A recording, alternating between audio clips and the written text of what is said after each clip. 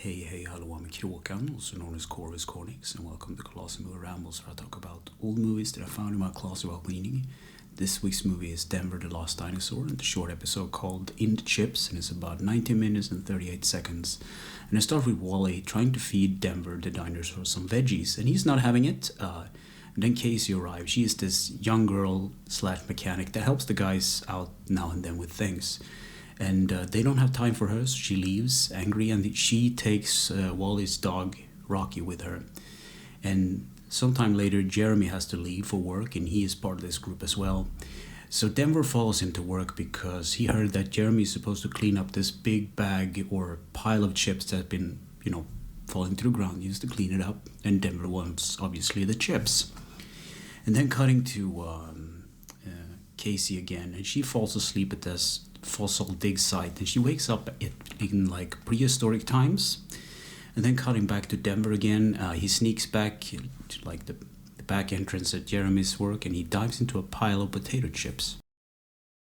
So Denver eats all the chips, and now he can't move. And then cutting to Casey in her dream, where she encountered a couple of baby triceratops. And Jeremy finds Denver, and of course he can't move him at all. And meanwhile, in Casey's dream, a T-Rex chases her and the Triceratops into a cave where, they're trapped there. And then the other guys try to help Denver recover. They give him this, like, aspirin or something bubbly with, some kind of thing for the stomach. It's not really clear. And then Casey uses her stereo in a dream to drive off the T-Rex, and the Triceratops mom arrives to pick up her kids. And then meanwhile, the other guys, now looking for Casey, finds her at this dig site, this fossil site, where they wake her up. And she insists that she was at this prehistoric times, but obviously they don't believe her. And then all the crew go out to find something to eat. And that's pretty much the end of the episode. So what do I think about Denver the Last Dinosaur in the chips? Well, it's one of those episodes that I actually had, me and my brother and my sisters, I should say. We had this on VHS, and we watched it so many times that you know each and every one of the lines, and you know the story, but you watch it because you had nothing else to watch.